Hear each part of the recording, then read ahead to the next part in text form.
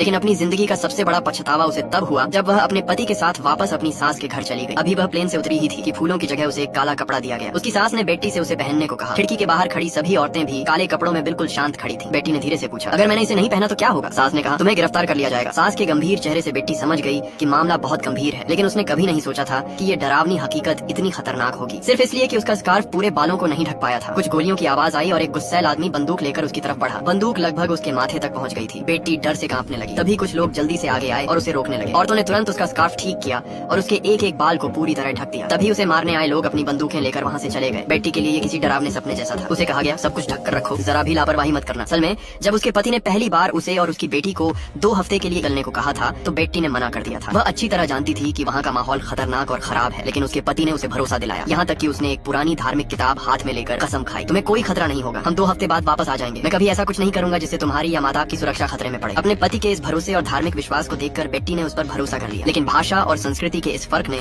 उसे हर दिन अपनी सास के घर में खुद को एक अजनबी जैसा महसूस कराया। रात के खाने पर घर के सभी मर्द आपस में बातें कर रहे थे। बेटी बस अपनी बेटी के साथ धीरे धीरे हंसकर बातें कर रही थी। उसका चेहरा पूरी तरह ढका नहीं था, इसलिए उसके ससुर की नजर तुरंत उस पर पड़ी। साथ ही उसकी सास भी उसे घूरने लगी। अमेरिका में वह आराम से पजामा पहनकर सोती थी और जब मन करता तब उठती थी, धूप और कॉफी का मजा लेती और दोपहर के बाद परिवार के साथ बैठकर बातें करती। लेकिन यहाँ सूरज निकलते ही उसके पति को उठना पड़ता था। शुरुआत में उसका पति अमेरिका जैसा ही था, लेकिन कुछ ही दिनों में उसका रवैया बदलने लगा। बेटी का दिल थोड़ा घबरा गया, लेकिन उसे लगा कि कुछ ही दिनों में वे वापस चले जाएंगे, इसलिए उसने ज्यादा चिंता नहीं की। लेकिन 2 हफ्ते बाद जब वह अपना सामान पैक करके वापस जाने वाली थी, उसके पति की बात सुनकर उसके पैरों तले जमीन खिसक गई। उसने कहा, हम वापस नहीं जा रहे, हम यहीं रहेंगे। बेटी ने हैरानी से पूछा, क्या मतलब, कितने समय के लिए? पति ने कहा, मैं यहाँ नौकरी करना चाहता हूँ, अस्पताल में। अब बेटी को समझ आ गया कि ये पूरा दौरा एक धोखा था। उसके पति ने उसे और उसकी बेटी को बहाने से बुलाया था ताकि वे यहाँ हमेशा के लिए रह जाएं। इन दिनों बेटी अपनी आंखों के सामने देख रही थी कि वहाँ औरतों को किस तरह की जिंदगी जीने के लिए मजबूर किया जाता है। वह अपनी बेटी को यहाँ बड़ा नहीं होने दे सकती थी, लेकिन उसके पति के लिए उसकी माँ और बहन भी इसी तरह की जिंदगी जीती थी, इसीलिए उसकी बेटी को भी ऐसी ही जिंदगी जीनी चाहिए थी। अमेरिका में 7 साल तक वह एक अच्छा पति बना रहा, लेकिन अपने देश लौटते ही इस आदमी ने आखिरकार अपना असली चेहरा दिखा दिया। मासूम बेटी अभी भी पूरी सच्चाई समझ नहीं पा रही थी। उसने अपने पति को बेरहम और धोखेबाज कहा। उसे उम्मीद थी कि परिवार में कोई उसकी बात समझेगा और उसका साथ देगा, लेकिन उसे सहारा देने के बजाय उस पर और भी ज्यादा इल्जाम लगाए जाने लगे। घर के सभी मर्दों ने एक साथ कहा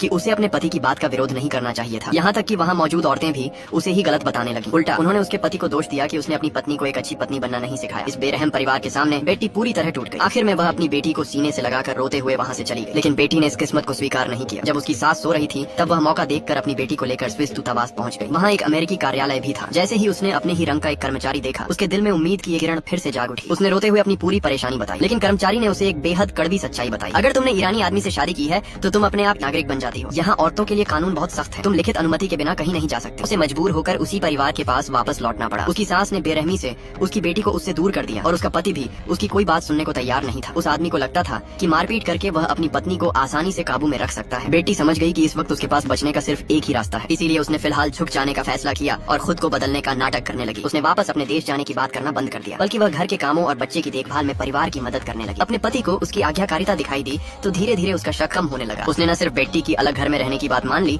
बल्कि उसे स्थानीय भाषा सीखने की क्लास में भी भेजने लगा। भाषा की क्लास में बेटी को अचानक पता चला कि उसके पास बैठी औरत भी अमेरिकी थी और उसी की तरह इस मुसीबत में फंसी हुई थी। हालांकि वह खुद काफी पहले भागने की उम्मीद छोड़ चुकी थी, फिर भी उसने बेटी की मदद करने का फैसला किया। उसने बेटी का लिखा हुआ मदद का खत अमेरिका के दूतावास तक पहुंचाने की जिम्मेदारी ले ली। अब वापस अपने देश और अपनी आजादी की उम्मीद ने बेटी के दिल में फिर से खुशी भर दी। लेकिन अगले दिन जब बेटी स्कूल पहुंची तो उसने एक सूजे हुए चेहरे वाली औरत को अपने पति के साथ देखा। उस आदमी ने कहा, एक पत्नी का काम है कि वह अपने पति को हर बात बताए। उस आदमी ने मदद की चिट्ठी बेटी के हाथ में दी और अपनी पत्नी के साथ वहाँ से चला गया। उस औरत की हालत देखकर बेटी का ईरान से निकलने का इरादा और मजबूत हो गया। कई कोशिशों के बाद आखिरकार उसे एक मौका मिला। तुम अमेरिकी हो? मुझे फोन करने के लिए इसकी जरूरत है। बेटी की हालत देखकर उसने उसे मुफ्त में फोन करने दिया, लेकिन फोन पर मिली खबर अच्छी नहीं थी। अमेरिकी दूतावास ने बेटी को सलाह दी कि वह अपने पति से तलाक ले ले, तभी वह कानूनी तरीके से देश छोड़ सकती थी। लेकिन बेटी अपनी बेटी को अकेला छोड़कर नहीं जा सकती थी। बेटी की हालत देखकर दुकान के मालिक ने कहा कि शायद वह उसकी किसी और तरह से मदद कर सकता है। अगले दिन बेटी तय समय पर फिर दुकान पहुंची। मालिक ने उसकी मुलाकात एक गंभीर चेहरे वाली औरत से कराई। उस औरत ने बेटी को चेतावनी दी कि अगर वे पकड़े गए तो उसका पति शायद उसे जान से मार देगा। बेटी का इरादा देखकर उस औरत ने उसे एक नंबर दिया। उस नंबर के जरिए आखिरकार बेटी उस आदमी से मिली जो इस पूरे भागने के इंतजाम के पीछे था। उस आदमी ने उसके लिए भागने का पूरा रास्ता तैयार किया था। पहले हेलैंड से निकलना था, फिर सुनसान रूसी पहाड़ों को पार करना था और आखिर में कुर्द इलाके से होते हुए तुर्की पहुंचना था, जहां अमेरिकी दूतावास से मदद ली जा सकती थी। बेटी ने पूछा, इसमें कितना खर्च आएगा? उस आदमी ने कहा, जब तुम और तुम्हारी बेटी सुरक्षित अमेरिका अमेरिका पहुंच जाओ, तब अगर हो सके तो पैसे लौटा देना, मेरे लिए ईरानी पैसों से डॉलर ज्यादा काम आएंगे। फिर उसने कहा मेरी बहन के संपर्क में रहना। इस मुलाकात की वजह से बेटी को स्कूल पहुंचने में देर हो गई। स्कूल ने बिना उसे पूछे उसके पति को इसकी खबर दे दी। जैसे ही उसने अपनी पत्नी को देखा वह गुस्से से पागल हो गया और उसकी तरफ दौड़ा। वह बार बार पूछने लगा तुम कहाँ गई थी? बेटी अपनी माँ को बचाने आगे आई, लेकिन उसके पिता ने उसे जोर से थप्पड़ मार दिया। अपनी बेटी को पिटते देखकर बेटी ने पूरी ताकत से पति का सामना किया, लेकिन एक कमजोर औरत उस ताकतवर आदमी का कब तक मुकाबला करती। जब उसका पति कार के पैसे दे रहा था, बेटी ने कार का दरवाजा बंद किया और बिना पीछे देखे वहाँ से भाग गई। उसे डर था कि अगर वह नहीं भागी तो वह आदमी उसे मार डालेगा, लेकिन उसकी बेटी अभी भी स्कूल में थी। बेटी के पास अमेरिकी दूतावास से मदद मांगने के अलावा कोई रास्ता नहीं था। ये उसकी जिंदगी का सबसे तनाव भरा वक्त था। वह रोती रही, गिड़गिड़ाती रही, लेकिन टीचर ने उसकी एक बात नहीं मानी। वह उसकी बेटी को उसके साथ भेजने के लिए तैयार नहीं थी। जब तक उसका पति वहाँ नहीं पहुँच गया, बेटी को अपनी बेटी लेकर जाने की इजाजत नहीं मिली। घर लौटने के बाद गुस्से में उसके पति ने घर के सारे फोन काट दिए। फिर उसने जबरदस्ती उसकी बेटी को बेटी की बाहों से छीन लिया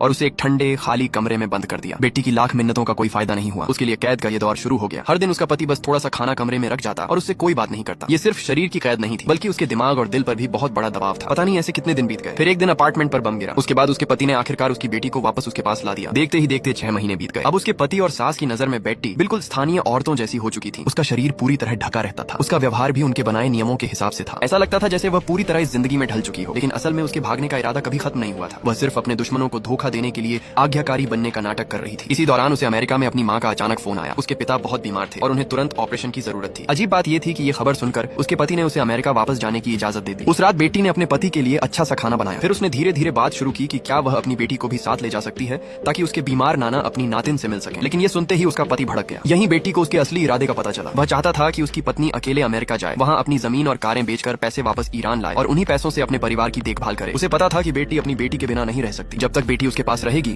उसे यकीन था कि बेटी वापस जरूर आएगी। बेटी अपनी बेटी को उस जगह अकेला छोड़ने का जोखिम नहीं उठा सकती थी। इसी बीच उसके पति ने उसके लिए 3 दिन बाद की फ्लाइट का टिकट खरीद दिया, लेकिन जाने से पहले ही उसके पति को अस्पताल से एक जरूरी फोन आया और उसे तुरंत वहाँ जाना पड़ा। बेटी ने इस मौके को हाथ से जाने नहीं दिया। उसने झूठ बोला कि वह अपनी बेटी को उसके बीमार नाना के लिए तोहफा खरीदने ले जा रही है। 6 महीने से वह पूरी तरह आज्ञाकारी बनी हुई थी, इसलिए उसकी सास को उस पर जरा भी शक नहीं हुआ और जैसे ही मौका मिला बेटी अपनी बेटी को लेकर भाग गई। ठंडी हवा में भागते हुए उसे पहली बार आजादी की खुशबू महसूस हुई। ये उनका आखिरी मौका था। जब सास को सच्चाई पता चली तो उसकी आंखों में आंसू आ गए। पूरे परिवार को लगा कि उनके साथ धोखा हुआ है। बेटी को भी पता था कि उनके बीच अब कुछ नहीं बचा था। संस्कृति और धर्म का इतना बड़ा फर्क था कि वे कभी एक दूसरे को समझ ही नहीं पाए। शुरू से ही ये रिश्ता एक गलती था और बेटी ने फोन पर बात करने का फैसला भी इसी वजह से किया था। वह अपने पति को शक से दूर रखना चाहती थी ताकि उसे भागने के लिए थोड़ा और समय मिल सके। आखिरकार बेटी और उसकी बेटी अपनी आजादी की तरफ निकल पड़ी। रास्ते में चारों तरफ युद्ध का माहौल था और हर कदम पर खतरा था, लेकिन उनके साथ सिर्फ औरतें और बच्चे थे, इसलिए वे किसी तरह सीमा पार करने में सफल हो गई। कार शहर से निकलकर सुनसान पहाड़ी इलाके में पहुंची ही थी कि उन्हें परेशानी का सामना करना पड़ा। कुछ कुर्द हथियारबंद लोगों ने उनकी कार रोक ली, लेकिन ये लोग पहले से इस तरह के काम में मदद करते थे। हालात समझाने और जरूरी कागज दिखाने के बाद